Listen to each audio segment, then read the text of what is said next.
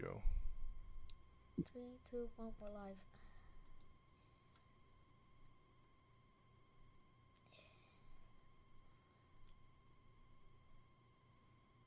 Hey, welcome into another episode of Out of Bounds with your host, Todd Fox, with the other host of the show, Carlos. Carlos in the house. Yes, sir. We are going to get things underway. We're going to talk about the recap and highlights of Week 11, and then we're going to talk about, when we do our prediction show, which will be tomorrow, obviously. But so far, Week 11's got a lot to talk about, a lot of interesting games to check on and to talk about, the highlights and whatnot. Carlos, you want to let them know our records before we get started? Yes, indeed. Randy, he comes into the week with 64 wins, 36 losses. Todd, you're at 96 wins, 68 losses, and a tie. I'm at 90 wins, 74 losses, and that one tie. So we're all headed in the right direction. Yeah, it's looking good so far. We're making, obviously when we started the off the week one stuff, the first 5 weeks of the season, we're kind of hard for everyone to predict. Honestly, we're not trying to say, hey man, this is, we're not making excuses. But dude, I mean, we struggled out the bat, and even the guys in the national media were struggling, right? It was too inconsistent, man. You would see bad teams getting out to hot starts and good teams getting out to bad starts. That's what was throwing everybody off. We were making the smart picks. Honestly, we were all making smart picks. I would take little chances here and there, like I always do, just because there's always that chance for the trap games. Mm-hmm. But dude, it was just like the first, like you said, month and a half of football was just so hard to nail down. And now that we're getting more consistency, and we're starting to see who's going to make a run for the playoffs, it's going to be a little bit easier for us to make our predictions, and our records are going to skyrocket. Exactly, dude. We're gonna get better starts and better Papa John's pizza as well, right? We're gonna have better predictions, better records, and an overall better performance. Papa John's. Hit the horn, baby. There you go. Back. Hey, imagine if I was driving a diesel truck and that's what I blew for my horn right there. That would be hilarious. I heard a diesel truck before. Yeah, exactly. The engine would be louder than that. Well, let's check this out, shall we? Let's get into the first game, and it's Walter's favorite game right off the bat.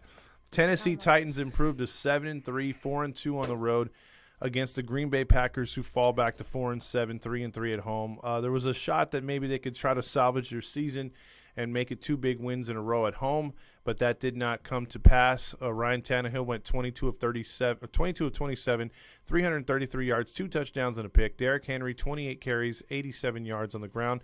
Traylon Burks had a big game, 7 catches for 111 yards. Aaron Rodgers went 24 of 39, 227, 2 touchdowns, no picks. A decent game for him, but the rushing game let him down. 12 carries, 40 yards for Dillon, and Randall Cobb, 6 for 73. Green Bay outmatched in this one. Is it the sign of the times in Green Bay for more things to come? Is it Tennessee's time to make a run? Yeah. I think you get what you like. That's what you're going to get out of Green Bay right there. I think that their season is over. It's just a matter of time of when Jordan Love is going to come in, so that way Green Bay could move on from Aaron Rodgers. They're going to have to, bro. This window or this era of Aaron Rodgers, it's time to move on from him. Matt LaFleur, he wants to move on. They got a whole bunch of young up and coming weapons as wide receivers. They don't have anything scary like for the moment. Christian Watson's going to be pretty legit. He showed signs, especially against the Dallas Cowboys. But then again, you also have to consider when you're trying to game plan against the Packers, you don't game plan for Christian Watson. Now, if he does that more consistently, now he's gotten back-to-back games where he scored at least 1 touchdown. Teams are going to start putting him in a game plan. So they're going to start putting more attention towards his side. And if you're a Packer fan, that's a good thing because that's going to open everything up for Randall Cobb and everybody else over there. But, as a Viking fan, me being biased, I love it because it's a team that's always dominated the division, and now they're in 3rd place, right? They're in 3rd place of the division. They're falling off. In week 1, our predictions before week 1, we made a prediction of who was going to win the NFC North. I think I picked the Packers to be in 3rd or 4th place. We would have to go back and revisit that. episode. It'll be fun to do that. But yeah, man, I think that Green Bay's time of reigning at the top of the North is over. Yeah. It's going to be interesting, especially with the Bears and everything coming up. But not to get away from the game, the Tennessee Titans did what they had to do. It was kind of easy to predict this game, especially with the emotional part of it. Green Bay just just came out kind of flat. Tennessee wanted the game more. They have a better talented roster, and like I said, man, a better coach, better team. Papa John's. Papa John's. It's basically what it comes down to is that Tennessee, they're able to run the ball. They kept the Packers defense out there a little longer, and then they had the pass rush is really good. And again, the offensive line for Aaron Rodgers is poorest at best, one of the worst in the league. So Tennessee took full advantage of everything they had to do, and these are the games that they win. Yes. So they're not going to be games that they're going to lose in this time of season. So right now, Tennessee's poised to make a run. The Packers are on their way out. And if Green Bay's only backup plan is Jordan Love, I don't think you're going to have to worry about the Packers much in that division for too long. I think that guy's a bust. So there it is with that game. But hey, Green Bay, they enjoy. I mean, come on, dude. You can't feel sorry for them. They've had, Since 1993 or 94, when Brett Favre, remember in 92, I think Brett Favre got drafted by Atlanta and got traded to Green Bay. I think he only played like 2 games in Atlanta, and then he got shipped out. He came in against the Cincinnati Bengals for, what's the guy's name? Dan Mikowski? Don Mikowski, yep. Man, it's crazy how the name just rings a bell. It's just like, boom, you could just go to Mikowski. Like, that's how long. It sucks because Mikowski was a good quarterback. Like the Packers at the time, Mikowski wasn't the problem. It was their defense. And once Brett Favre came, he just elevated the offense and the team fell together. But Mikowski was a decent quarterback, and his career, he never got another starting shot. He was a backup for, I think, the Colts and a couple other teams, and that was it. So, I mean, he got kind of screwed over right there. But just shows you how the NFL goes, man. Yeah, Brett Favre. I mean, he brought electricity and juice to the Green Bay Packers. He made everything fun, and I can't hate on Brett Favre, especially for what he did for Minnesota that one year in 2009. I saw firsthand what made him so good, even at the late stages of his career. The guy was an absolute stud. Exactly. Well, that'll move us on to the next game, which we knew was going to be pretty close. We called it as a coin flip game. The Atlanta Falcons win. They improved to 5-6, 4-2 on the road, or 4-2 at home. The Bears go to 3-8, a disappointing loss. They're 1-5 on the road. Between the two teams we were talking about, these two teams are on the rise for next year, and they should be doing a lot better next year. They're finding themselves this year. But the Falcons look to be a little bit ahead of the Bears. Justin Fields said, hey, man, you want 21 passes? I got your 21. 14 for 21, 153 yards, a touchdown and a pick, and, of course, he rushes for 85 yards. David Montgomery, the running back, is your leading receiver. That's such a problem when you have Claypool that you just What happened to Chase Claypool, bro? What happened to Chase Claypool? And I know Darnell Mooney had a couple good catches and touchdown. Mooney had 4 for 29 and a touchdown. Claypool, 4 catches for 29 yards. Yeah, and then Claypool's like, I had 1 catch last week. I'm gonna give you 2 this week for 11 yards. He's progressing, right? Next to you had 3. Yeah, he had 3 whole targets, dude. That's good for him. That's trash, bro. They traded a 2nd-round pick and they're not even utilizing him. That's garbage. So is the problem really the wide receivers, or is it the quarterback, or is it the coach? I think it's probably a combination of 3. Yeah, because when he's your leading rusher, you're not throwing the ball much, and the offense is geared to him running the ball, and so they're not. So you went out and spent a 2nd-round pick on a wide receiver. I would have gotten an offensive lineman or a running back. Yeah, big time. Yeah. But we didn't even finish the stats, man. You said I cut right into you when you start going over the Bears receivers. No, it's okay. Marcus Mariota's like, whoa, 21 passes. I can't do that. I'm gonna throw 20. He went 13 for 20, 131 yards and a touchdown. Let's see, Tyler Aguilar was their leading rusher, 8 for 55, but they mixed it up with Cordell Patterson, 10 for 52. So you had about 100 yards between the two. Kyle Pitts continues to be a stud, 3 for 43, even though those aren't big numbers. But when he catches it, you're like, damn, it's going to be hard to take him down. He's like Travis Kelce. And then one other thing I'm going to leave you with before I'll let you get your take on this game. Cordell Patterson becomes the all-time kickoff returns leader with his 10th touchdown. And that was spectacular in a day and age where you don't see kickoffs much anymore at all get returned. He ran one back for 105 yards. You know, it's disappointing to see that Cordero Patterson, this is how you would have to use him. And it would have brought out his true potential. I'm just happy that he's actually, made a name for himself and took advantage of the opportunity, man. For like the longest in Minnesota, he was considered a bust. Then he went out to Oakland when the Raiders were still playing out there, still a bust. Then he went out to New England. I've been following his career. Then he went out to New England. They didn't know how to use him. Then finally, when he went to Chicago, they finally put him out as a running back, and then he had a little bit of success.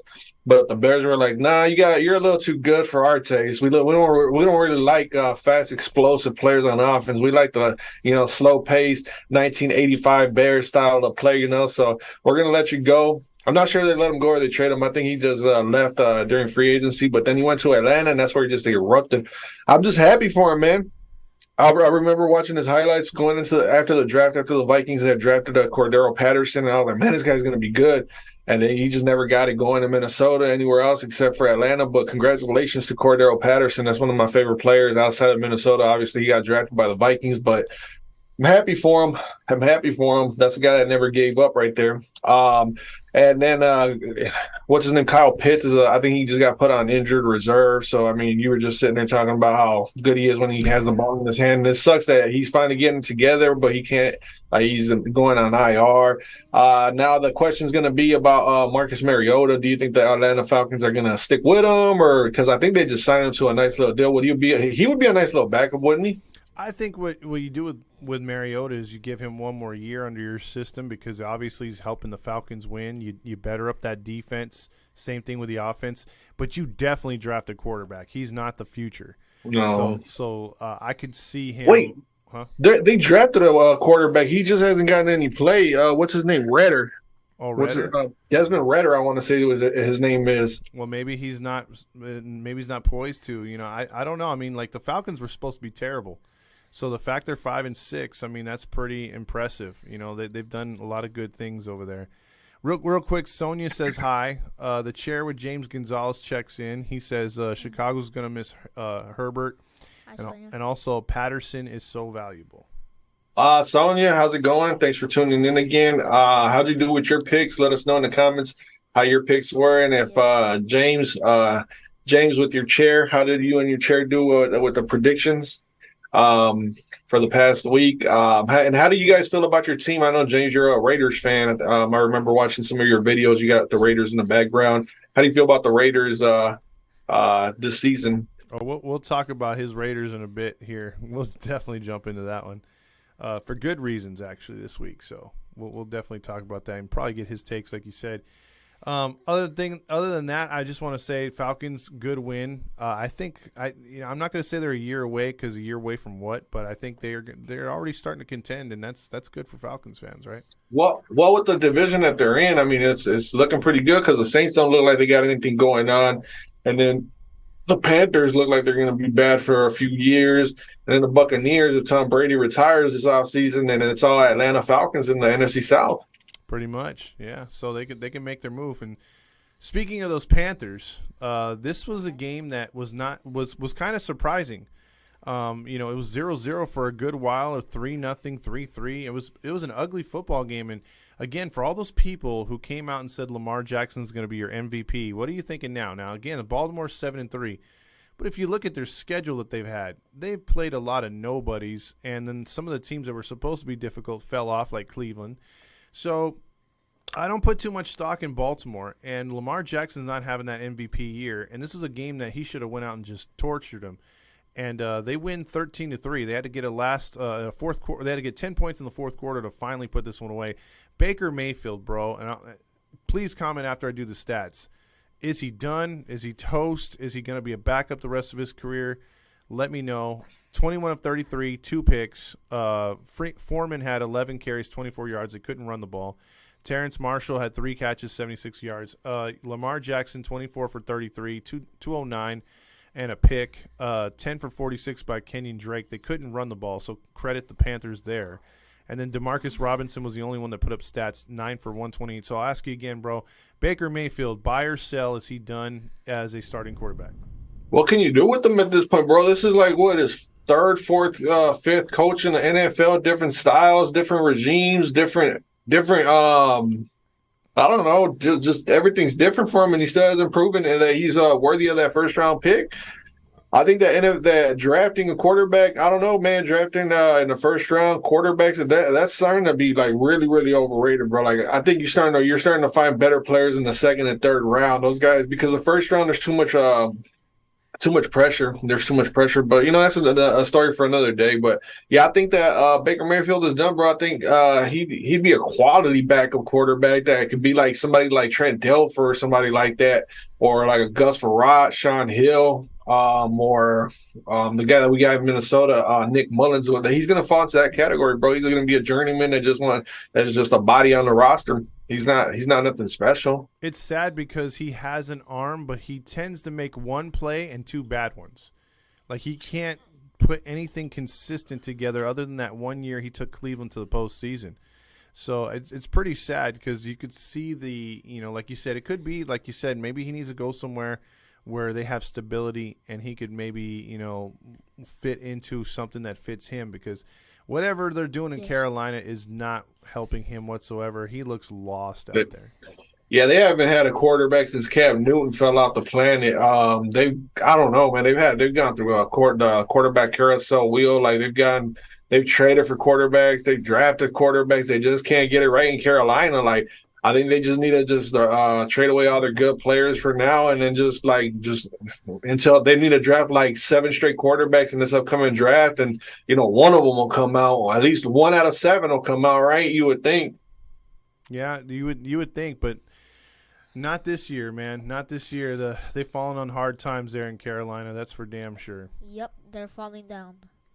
Yeah. I think if anybody from Carolina is listening, we're not taking any cheap shot at you guys. I'm pretty sure you guys agree with us.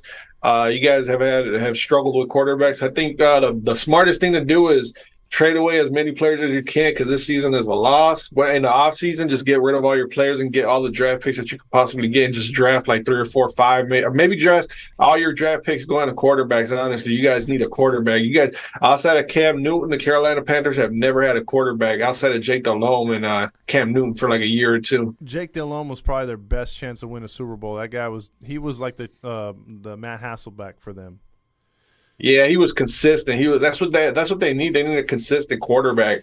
Pretty much. Every team does. Sonia checks in with, she had 3 picks that lost: Jets, Vikings, and Broncos. The Jets lost? I didn't know that. Maybe Randy might be mad. Maybe. And then Sonia said also she thought that the Ravens would score more. The chair says that James says Raiders have swept Denver for a 3rd straight season, so 6 in a row for the Raiders. And then Baker done as a starter. He says after this is it. So for him, I didn't even get on the Baltimore Ravens. I just sat there and ranted about the Carolina Panthers. But the Ravens, man, it's a bit disappointing. But at the same time, the Ravens have never done anything to get Lamar a wide receiver, bro. They've gotten a tight end, Mark Andrews, but he's been inconsistent. If you follow fantasy football, I've got Mark Andrews on a few of my fantasy teams. It's just not an offensive explosive year for Lamar Jackson. Is he purposely setting himself up to be a free agent this upcoming year so that way he can lead to a team that has explosive playmakers? He's been showing signs of like little itty bitty signs that he wants to go over to Miami. So I mean, he can go and sign with Miami, but then they got Tua Tagovailoa. So I mean, I don't know what they're gonna do over there if they get Lamar. But I think that Lamar would be a great fit. Maybe even in Carolina, you never know. He might be the next quarterback over there in Carolina. The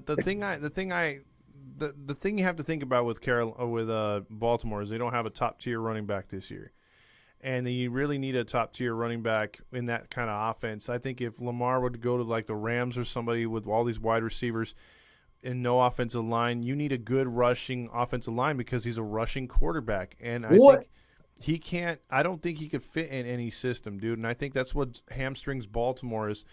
They're looking towards the future and a guy who could potentially be hurt on any play. You don't want to pay him the bank and then realize that, you still got to keep that defense, because Baltimore's known for defense. So they always keep precedent on defense, and then you want a good offensive line all the time. They've put out offensive line players, really good ones every year. So that's why I don't think you have to balance it out, and I just don't think they have the money to get a top receiver. Hey, what if this happens, man? What if this is just something that I don't know what's the word? If I could get the word out, I can't get the word out. But what if this happens? Hypothetical question. What if the Ravens trade Lamar Jackson to the San Francisco 49ers, Trey Lance, and Jimmy Garoppolo? Do you think that would be a good trade if Lamar Jackson goes into that San Francisco offense where it's all gimmicky and they run screens, jet sweeps, and wildcat offense? I think he would fit pretty good over there in San Francisco. He would actually. I mean, that Like would a be. yeah, a sign and trade, and then Baltimore gets Trey Lance, a young quarterback, and they can just trade Jimmy Garoppolo in the process, and then they would have their quarterback right there. I think that would be a great move for both teams right there. That would be an awesome move for both teams, honestly. If Lamar Jackson got traded to the 49ers with Christian McCaffrey, Debo Samuel, and Ayuk and Kittle and all that, he would finally have then the excuses would be out the door. If he can't win a Super Bowl in that offense with that type of defense, hey, I don't want to hear it no more. Lamar Jackson was never a franchise quarterback to begin with. He's a fun quarterback, but if he can't win with something like that, he would be a franchise quarterback. An exciting one, yes, but not a franchise. I agree. The Niners one's a good take. Also, the James follows it up with Lamar Jackson to the Giants. That would be pretty crazy too. He'd work there too. Yeah, he would, but they're going to be deciding if they want to pay Saquon Barkley, and then I can see it happening. But the weapons it would be basically like he'd go to a NFC version of the Baltimore Ravens with the better running back, with a better running game. True.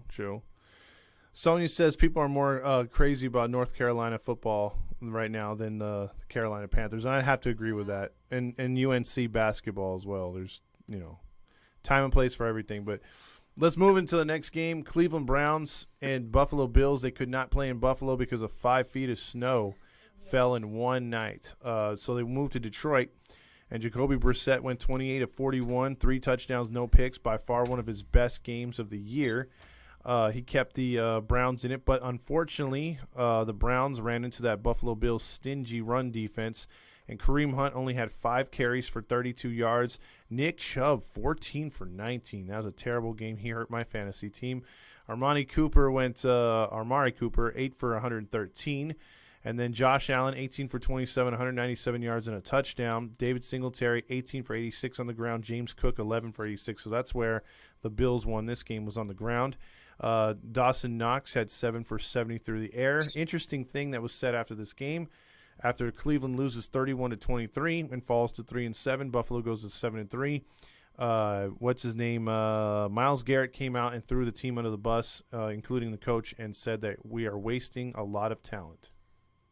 I agree. I think that I hate to toot my own horn, but I've been calling it for a few weeks now. I think that Kevin Stefanski is going to be on the hot seat before you know it. Would not surprise me if he's gone after the season. What he brings to the table is he brings Mike Zimmer, former Vikings head coach. He brings that style of play to the Cleveland Browns, which is run, pass on like a 3rd and 7, dump it off, and he doesn't have a quarterback right now that he can make a comeback with. The type of team that Cleveland has is they have to take control of the ball, the time of possession. They have to do that. They have to generate that. But it's kind of hard when you don't have nothing threatening at wide receiver and you have an average mediocre quarterback. And it's just a bad look for the Cleveland Browns. Their defense is always going to be pretty good, but I think they got to switch to a different coach at this point in time. Somebody that's a lot more explosive and innovative, because it's just like you're basically watching Mike Zimmer 2.0, bro. When we had Adrian Peterson and we had a whole bunch of mediocre wide receivers. Back in when Adrian Peterson won the MVP in 2012 or 2013, that's the type of offense that the Browns got. You got an explosive, dynamic running back, and you got nothing else outside of that. We had Christian Ponder, they got Jacoby Brissett. I know they're going to get Deshaun Watson, but really, who's he going to throw to?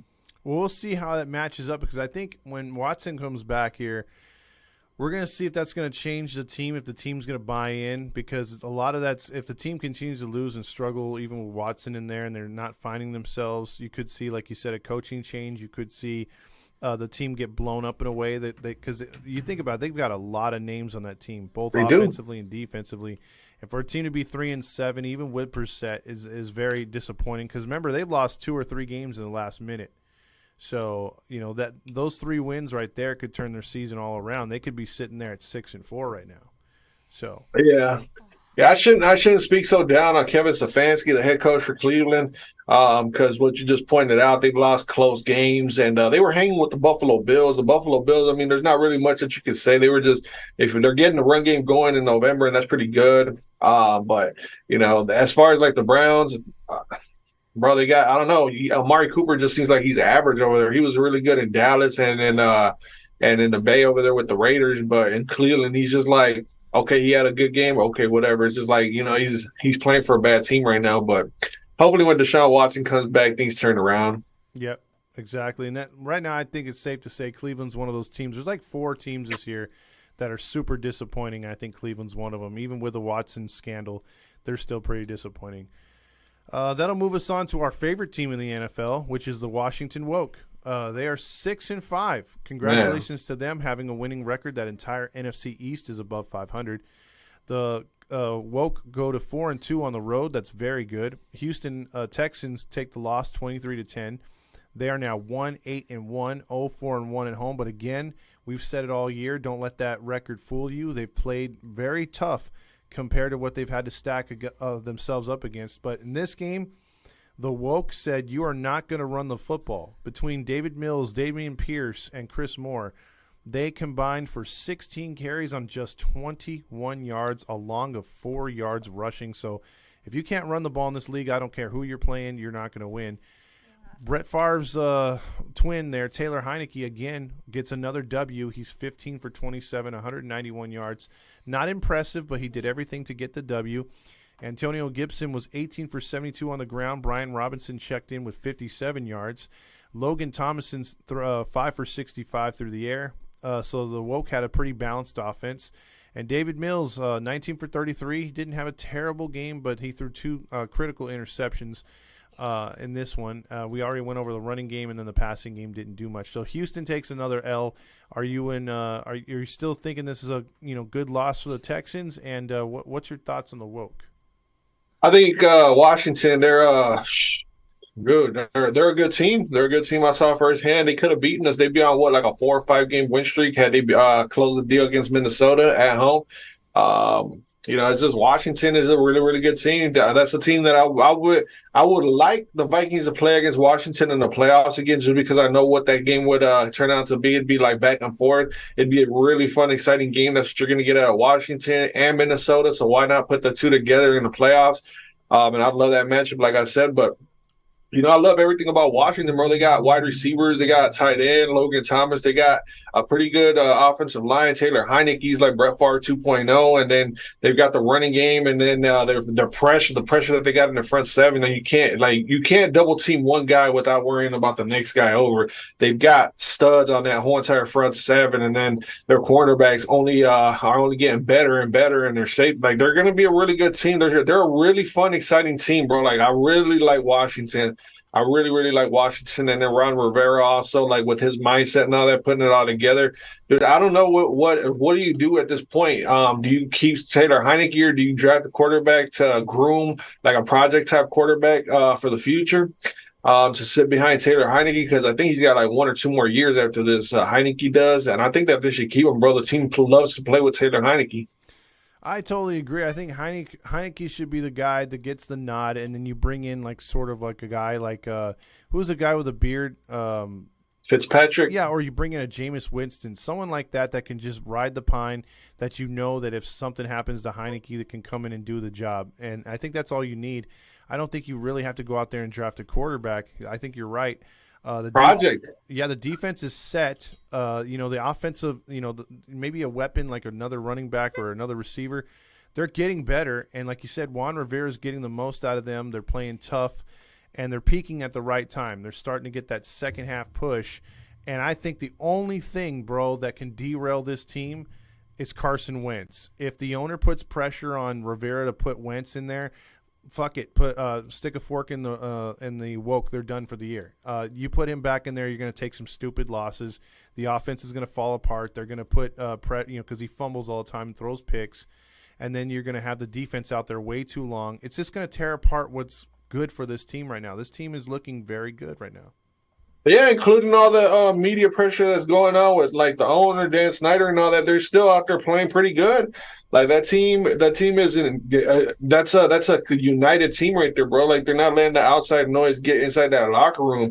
That's a large part in the coaching staff, Ron Rivera and his guys over there, that staff, and then the players going out there and performing, bro. Like think about that. The rookie, he got shot like 5 times. He got shot 5 times, and he's out there playing. He's playing really, really good football, man. I mean, that team is good, man. It wouldn't surprise me if that team made a deep playoff run. I wouldn't say that they're going to win the Super Bowl or anything, but you just never know with the style. You just never know that lightning in a bottle could hit Washington and boom, out of nowhere they'll be the team that nobody wants to play in the NFC. But that's just high hopes right there. Yep. But yeah, man, I'm speaking high about the Washington because I really, really like what I see in Washington. If Minnesota doesn't go all the way out, that'll be the team that I root for in the NFC right there. With that being said, the chair is our Raiders beat reporter, but he also came on and said that it's amazing how Cleveland has changed since 2020 when they had that good playoff run. Sonia is our freaking woke girl on the ground. She says the woke got in trouble for having beer on the plane. I have no idea that was an NFL rule. James also said that the Chase Young is coming back this week, so that's going to help out Washington. And then Sonia also said it was just announced that Taylor Heineke is going to be the starter for the rest of the season. That's what they need to do. I mean, if we can see it, if we can see that, if the fans can see that Carson Wentz isn't the answer, for a fact, the rest of the team, everybody in the world knows that Carson Wentz isn't the answer over there in Washington, man. I mean, look at it like this: they got a capable backup in Carson Wentz, bro. You just have to admit it. He's a backup. Why not keep him as a backup? Talk to him and be like, hey, we're going to pay you the money that we traded you for, whatever is on your contract, we're going to pay you. And then when your contract is up, if you want to stay with us, we'll sign you as a backup, but we're going with Taylor Heineke all the way. I mean, you never know how injuries work, next man up. So just stick around. Where else is he going to go, Yeah, well, maybe Carolina will take him since they're always looking for a quarterback. And they get another redheaded quarterback, your favorite, huh? Exactly. Just go ahead and get the one from the Saints too. I keep forgetting his Andy name. Dalton. There you go, Andy Dalton. You have the Red River Rifle. Yeah, exactly. So let's move us to the next game, which was pretty good. It was probably one of the games of the day. The Eagles should have lost this game, but Jeff Saturday again for all those they hated on him. I had a rant last week, but the Colts did a really good job in this game. Their offensive line is tightened up a little bit. Although on the last drive when they really needed it to work, it didn't happen. Matt Ryan got sacked twice, but you got to look at that Eagles defense wearing them down all game. They just picked up Indominant Sue and another defensive end. Linval Joseph, that's defensive tackle. He used to play for the Vikings and the Chargers and the Giants too. Yeah, I mean they're really going all in this year, and the Eagles advanced to 9-1, 5-0 on the road. Jalen Hurts scored a last-second touchdown, but the Colts did have an opportunity. But again, they were overwhelmed by that pass rush now by the Eagles. Jalen Hurts, 16 for 86 on the ground. He was 18 for 25 through the air with a touchdown. Devontae Smith was 6 catches, 78 yards. Matt Ryan had a decent game again since Saturday's taken over. That's 2 good games in a row, 23 of 32, 213, but no touchdowns, no picks.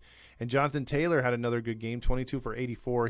He's been silent all year until the last 2 games.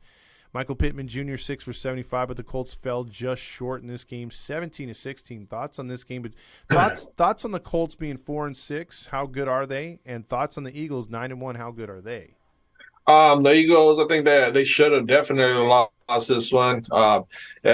Watching that game on the red zone, because the games are so crazy where if you go to one game, you're missing out on so much action on the other, like all the other games that are going on. So it's better just to when your team isn't playing, just put it on red zone, because for one, your battery's going to die. Your batteries are going to die from clicking over and all that, from going game to game and all that. So stick to the red zone. But what you call it? The Colts had the Eagles down and out, bro. And then when the Eagles drove it down the field and had that game-winning touchdown by Jalen Hurts, the play that set it all up was when the Colts had that pass interference. I don't know if you saw that pass interference on, I want to say the linebacker on Miles Sanders. It was, I think, one of the running backs. that right there is what broke the game for the Eagles to go down there. And even with that penalty, the Eagles still struggled, bro. They've been struggling in the last 3 games. The Texans game, they got lucky with Davis Mills throwing a horrendous interception. The game was back and forth, and the Texans, I think, were leading the Eagles at one point in that game.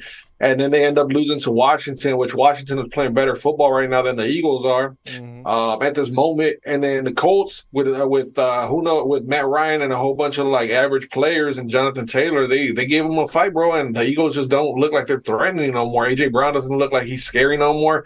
I don't know what's going on over there in Philadelphia, but kudos to Jeff Saturday. He's got a bright future ahead of him as a coach. And the Eagles, I think that by them signing those 2 players. It's kind of funny to me because they're all in and everybody's making a big deal about the Eagles signing those 2 players because they got to shore up the run. But why not rely on the guys that are behind the injured player? That just shows me that they don't have depth, bro. Like they don't have depth. What's gonna happen when those 2 old guys start getting tired and all that? Like they get wore out. Like they're gonna have to. I don't know, man. To me, it seems like it's a bad look when you can't rely on the guys behind you. It's a 53-man roster. So basically, you're saying that you're gonna go and sign these 2 guys that haven't played all year long, and they're gonna cut lines and cut your guys out. Like that's showing a sign that you can't coach up players. Like you're relying too much on instant success. Bad coaching. They're not gonna win the Super Bowl because of that. That's a red flag in my eyes. Yeah, there's certain inconsistencies with that Eagles coaching staff for sure, and the flashy record 9-1 is going to scare some opponents, but I think the real teams are going to force Hurts to beat you with his arm, and I think Hurts has a really good arm, but if you take the run away from him like you do a lot of these quarterbacks in the postseason, then watch out because the ones that usually like Kaepernick, he took the Niners there, and when he had his one-hit wonder year. Is because he got outside the pocket. Nobody stopped him. And if Lamar Jackson were to have a playoff like that, which he's never had, if someone else has a playoff like that, they can get to the Super Bowl. But most of the time, you put 2 spies out there and maybe a third, and you say, hey, man, you got to beat us with your arm. For some reason, with these running quarterbacks, it gets in their head that they have to run. Instead of, hey, okay, they're going to take that away from me. Let me exploit the passing game. They get this itch that they got to scratch, and they try to take off regardless, and it doesn't make sense. Yeah, and Josh Allen is the same way too, bro. Like Josh Allen, it's annoying, but like last year when they were playing against Tampa Bay, this is going to your point. He ran the ball so much. He ran so much that he had to get a walking boot on him, and that's from so much damage. You're not going to have a long, sustainable career like that, bro. Like that's why Justin Fields is even he may not play for a few games because he's been getting beat up, bro. It's just not a long-term solution right there in the NFL. No, it's not. That's why Patrick Mahomes and guys like that, I mean, they prolong their career because they could throw really good, but when they got to run, they'll run, but they're not going to look to run every time, so. So impressive by both teams. The Philadelphia was able to come back. The Colts were able to, nearly win at home. That was a very good game. Interconference game. Now we go to a game that, again, this is one of those ones where it's the redheaded stepchild. The New York Jets fall to 6-4. If they would have beat New England both times, games, they'd be sitting there at 8-2. But unfortunately, they don't. The Patriots are tied for last with the Jets at 6, or actually the Jets are now in last place at 6-4 in that division. The Patriots are in third technically. They win 10-3, and this game was 3-3 in the fourth quarter with 30 seconds left. They went to go punt. They went to go punt to the Patriots. Yep, they did that. And he gets it, and he runs it all the way back for a touchdown. And boy, oh boy, I would have liked to have been a fly on the wall at Randy's house to hear how many times he said the F word in 60 seconds. Yes. Zach Wilson, his favorite quarterback, the MILF killer, he went 9 for 22 and put up an awesome 77 yards. 4 sacks as well. Zach Wilson was your leading rusher. That's a problem. 3 for 26. Carter, 8 for 19. James Robinson, 7 for 10. And then the Patriots, Mac Jones, 23 of 27, 246, no touchdowns, no picks. Damian Harris, 8 for 65, and Stevenson, 6 for 56 through the air. The Jets' defense played as best as they probably could. The Patriots' defense did the same. They're very much the same kind of team. So they did really good in this game, keeping it close. This game should have went to overtime, but that punt Real quick, though, I want to run a couple stats by you real quick before I get your takes on this one. Zach Wilson. Joe Flacco has two touchdowns less than what Wilson has thrown this year. And I believe, what was the other quarterback that I saw? Mike White? Yeah. So, I mean, he hasn't really torn it up. What it is, I think Flacco has more touchdowns thrown than Zach Wilson. And Russell Wilson's only thrown 2 more than Flacco. So, Zach Wilson or Russell Wilson? Russell Wilson. Russell from Denver? Yeah, has only thrown 2 more touchdowns than Flacco this year. You had to bring Russell Wilson into the mix. I did. And then, that's why I was like, wait a minute, you probably got it mixed up because of the Wilson name. I was just checking. And let me give you a stat, because in your division, bro, the Packers are your Achilles heel, right? You're always looking at them like, damn, they own us at times. Yeah. And we always look up at them for the most part since the Brett Favre and the freaking Aaron Rodgers era. For me as a Seahawks fan, it was more back in the day with the Kansas City Chiefs would just own us. It was a guaranteed loss with them or Denver. We never beat those 2 teams in our division. So why I bring that up is the Jets have not won in 7 years against the Patriots. They are 0-14. You have to go back to 2011. They've lost 25 of 27 games against the Patriots. The only 2 wins they have, both overtime wins. That was Mark Sanchez, wasn't it? The butt fumble time. That was in that era. Yeah, one of them was the butt fumble Sanchez, and I think one wasn't Testaverde. It was somebody else. But they did get 2 wins. They have 2 wins against the Patriots in 27 games, brother. How do you go and get prepared or hyped up for a game against a rival like that? Because that's not a rival; that's just your daddy. I think when you paint it up like that, I think the only way that you can attack that rivalry is by drafting guys that don't pay attention to by drafting kids in college that are from the West Coast that don't pay attention to the AFCs and don't care about that rivalry. I think that's the only way that they're going to be able to get over the Patriots is by bringing in a whole bunch of players that absolutely don't care about that rivalry, bro. That's just going to go out there and play football. Mm-hmm.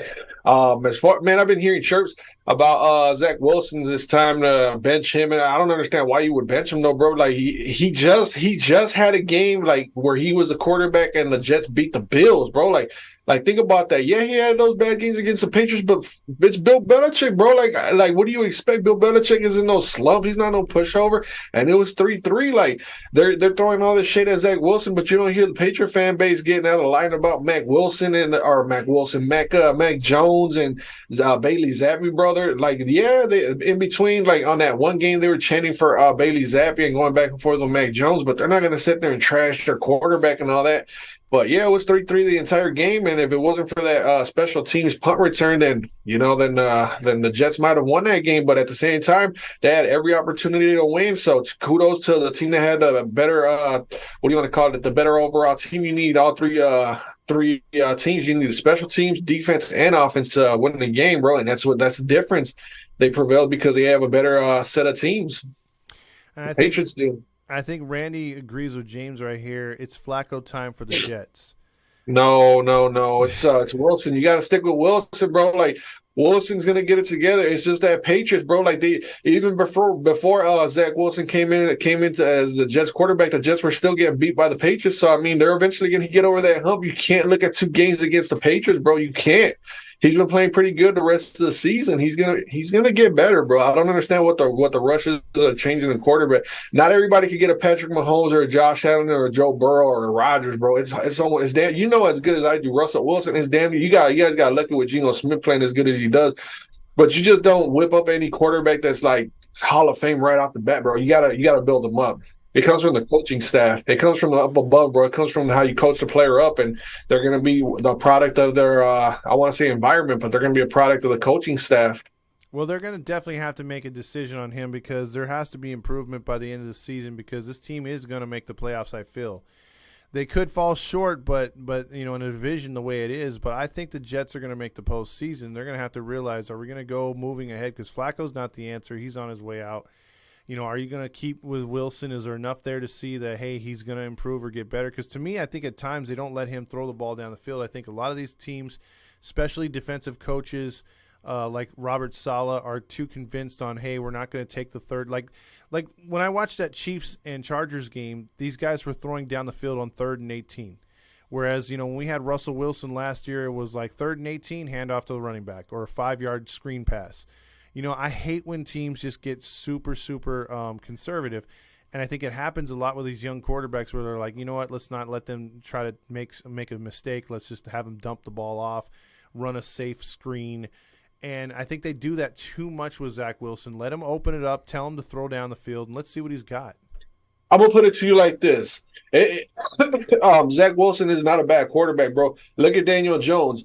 He was considered a bust all the way up until this year. Now he's got a coach that understands his style of play. Now everybody's talking about the Giants should re-sign Daniel Jones, bro. It's a coaching thing, bro. It's a coaching. You got to coach a player up.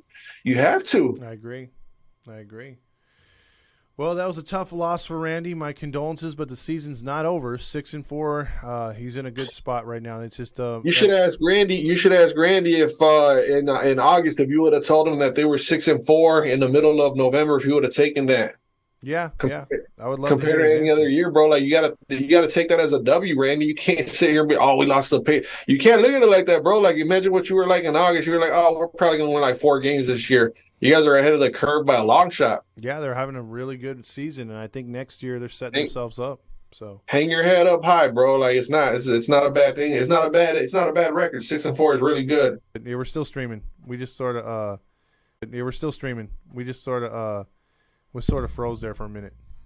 It's still a little frozen with me, but I can hear you. Okay. So we're still rolling here. So Matthew Stafford went 11 for 18 before getting knocked out of the game. 2 touchdowns, no picks. A concern for Stafford, he might be shut down for the whole year. Cam Akers had his best running game of the year, which is 61 yards. That's terrible. Tutu was your leading receiver, 1 catch, 62 yards. Andy Dalton, the redhead stepchild, went 21 of 25, 263 touchdowns, no picks. By far his best game of the year. Taysom Hill rushed for 52 yards, and Olivier 5 for 102 as the Saints get the W. Thoughts on this one? The Rams more than done, right?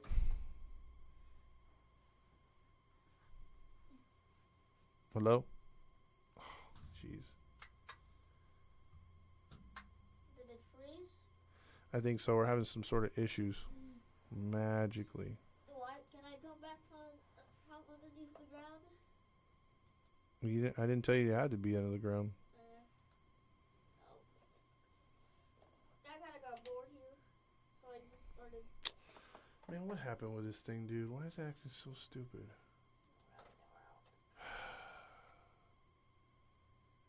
So we gotta restart? No. Yay, break time. Dude, this thing was just totally nuts right now. Alright.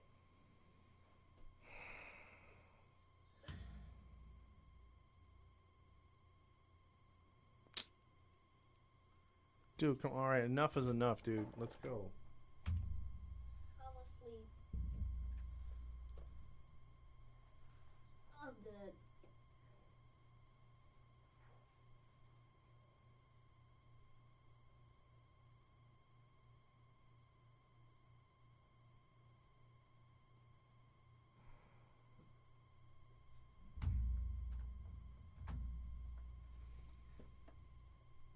Dude, come on, man. Don't screw me like this.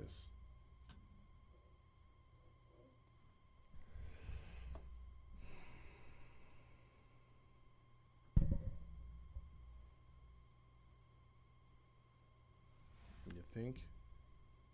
Oh, that sucker just went out.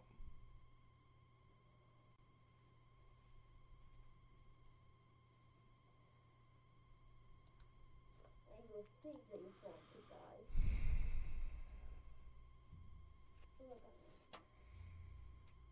I'm already dead. Hello? Hey, the signal got lost, huh? Dude, it crashed like a mofo right now.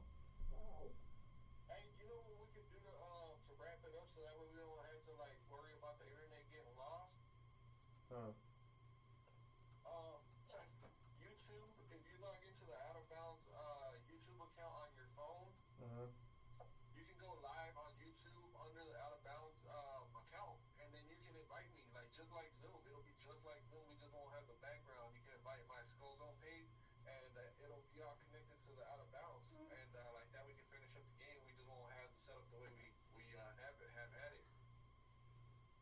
So it'll be set up to what?